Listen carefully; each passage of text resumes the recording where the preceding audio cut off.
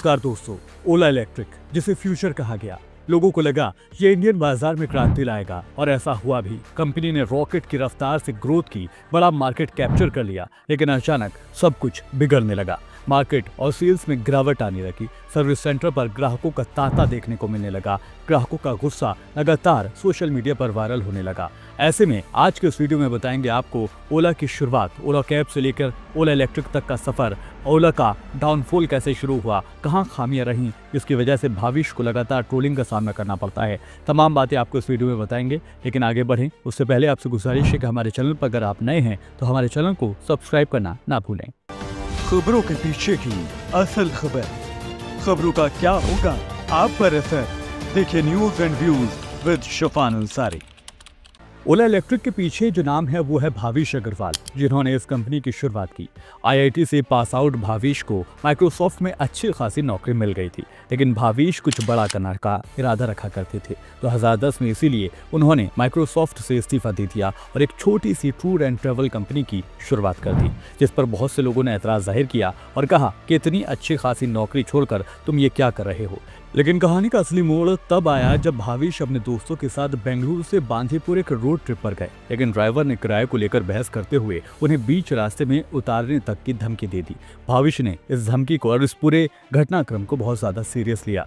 उन्होंने सोचा कि क्या वाकई लोगों को इस तरह की दिक्कतों का सामना करना पड़ता है। उन्होंने कुछ रिसर्च की, स्टडी की तो पता चला कि कैब सर्विस इंडस्ट्री में कई बड़ी खामियां हैं। लोगों को भरोसेमंद और क्वालिटी सर्विस की बेहद जरूरत है। यहीं से एक ओला कैब आइडिया पैदा हुआ। भाविश ने अपने आइडिया को लेकर अपने दोस्तों, अपने परिवार के लोगों से डिस्कस किया तो ज्यादातर लोगों ने उन्हें वापस माइक्रोसॉफ्ट ज्वाइन करने की सलाह दी, लेकिन एक शख्स यानी भाविश का एक दोस्त था जो उनके साथ खड़ा था और ये नाम था अंकित भाटी। अंकित भाटी उनके साथ न सिर्फ खड़े हुए, उन्होंने आइडिया को समझा और इसे आगे बढ़ाने के लिए साथ भी आने का फैसला किया और फिर दोनों ने साल 2010 में अपनी सेविंग से ओला ट्रिप्स नाम की वेबसाइट लॉन्च कर दी। शुरुआत में सिर्फ मुंबई के लोगों के लिए आउट स्टेशन ट्रिप्स बुक करने का एक प्लेटफॉर्म ये था, लेकिन भाविश इसे एक्सपेंड करना चाहते थे, मगर फंड की कमी उन्हें आगे बढ़ने से बार बार रोक रही थी। ऐसे में भाविश और अंकित ने इन्वेस्टर की तलाश करना शुरू कर दिया। काफी मेहनत के बाद ओला को इन्वेस्टर मिले, हालांकि इससे पहले कई मीटिंगें नाकाम रहीं, कई जगहों से खाली हाथ इन दोनों को लौटना पड़ा, लेकिन वक्त आया जब इन्वेस्टर ओला के लिए तैयार थे। ओला को जो इन्वेस्टर मिले थे उनमें थे शार्क टैंक के अनुपम मित्तल और स्नैपडील के कुणाल बहल। शुरुआती फंडिंग के साथ कंपनी को नई रफ्तार मिली और वो पल आया जिसने इस सपने को हकीकत बना दिया।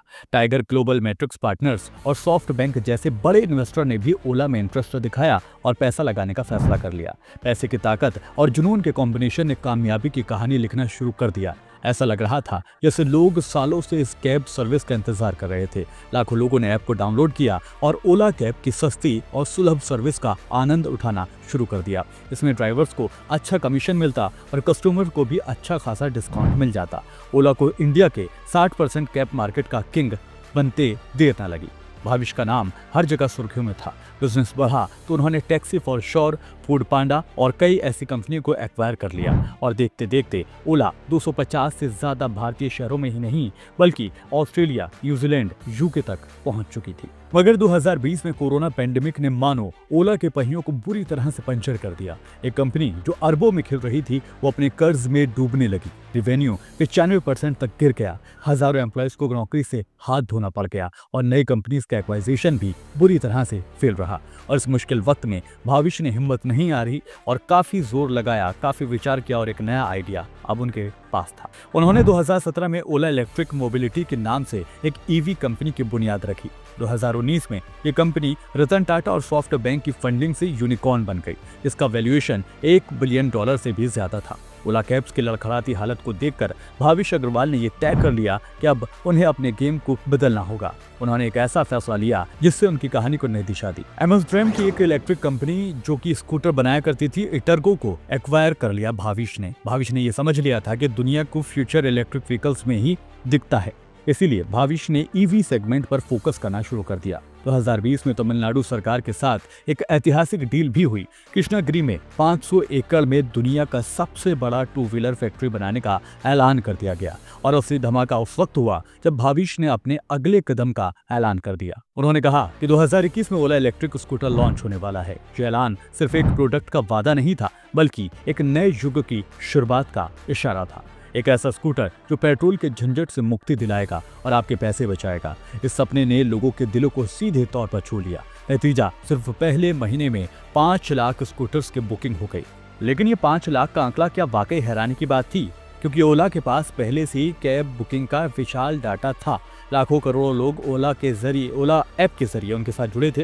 फिर क्या था, हर यूजर को एक मैसेज गया, इलेक्ट्रिक व्हीकल चाहिए तो 499 रुपए में बुक करो और फ्री राइड का भी आनंद लो।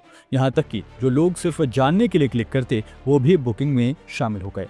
ओला ने बाजी मार ली, स्कूटर लॉन्च हुआ, सेल्स भी जोरदार बूम कर गई। 2024 तक इंडिया में इलेक्ट्रिक टू व्हीलर्स की कुल बिक्री 9,40,000 यूनिट्स तक पहुंची और अकेले 3,26,000 स्कूटर बेच चुकी ओला नंबर 1 बन गई।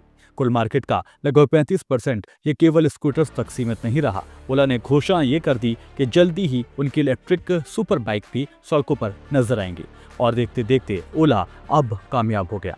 ओला ने सच में धमाका कर दिया था। सेल्स लगातार बढ़ रही थी और धीरे धीरे लोगों की शिकायतों में अब इजाफा होने लगा। लोगों को लगा कि ये आम बात है, नया प्रोडक्ट है, लिहाजा इस तरह की दिक्कतें आम बात है। लेकिन ये परेशानी गुस्से में उस वक्त तब्दील हो गई जब छोटे छोटे इश्यूज को सॉल्व करने में भी कस्टमर को महीनों तक इंतजार करना पड़ता था। ओला इलेक्ट्रिक, जो अब तक कामयाबी की मिसाल थी, आज हर किसी के लिए एक सवाल बन गई थी। 2021 में लॉन्च होकर 2023 तक 33% मार्केट शेयर के साथ इंडिया की सबसे ज्यादा बिकने वाली इलेक्ट्रिक स्कूटी अब लोगों का सिरदर्द बनने लगी थी। हर महीने करीब 80,000 ओला स्कूटर्स सर्विस सेंटर पहुंच रहे थे। ग्रीन फ्यूचर का ख्वाब अब जलती ओला के धुएं में धुंधला होने लगा। लोग ओला की खराब सर्विस से इतने परेशान हो चुके थे कि इस तरह की वीडियो लगातार वायरल हो रही थी। लेकिन ये सिर्फ एक सर्विस फेलियर नहीं था, ये एक प्लानिंग फेलियर था। बहुत से लोगों को शायद ये पता ना हो कि जिस स्कूटर को ओला S1 और S1 प्रो के नाम से बेचा गया, वो असल में ओला का डिजाइन था ही नहीं, बल्कि भविष्य ने डच कंपनी इटर्गो से ये स्कूटर खरीदा था। वहाँ पहले से बने स्कूटर को थोड़ी बैटरी और पावर बढ़ाकर इंडियन मार्केट में लॉन्च कर दिया गया था। यानी भविष्य का शुरुआती ऐलान ही सिर्फ कॉपी पेस्ट का था और इस तरह ओला ने अपने ग्राहकों के भरोसे के साथ खिलवाड़ किया। देखते देखते ओला की शिकायतों में इजाफा होता रहा। एक महीने में 40,000 स्कूटर बिक रहे थे, लेकिन कंप्लेन उससे डबल आने लगी थी। ऐसा नहीं था कि ओला के सिर्फ ग्राहक ही परेशान थे, बल्कि ओला में इंटरनल भी काफी कुछ चल रहा था। जहां किसी भी कंपनी में हर महीने 10 से 15% कर्मचारियों को छोड़ना का रेट जो है वो आम माना जाता है, तो वहीं ओला में ये रेट 48% था।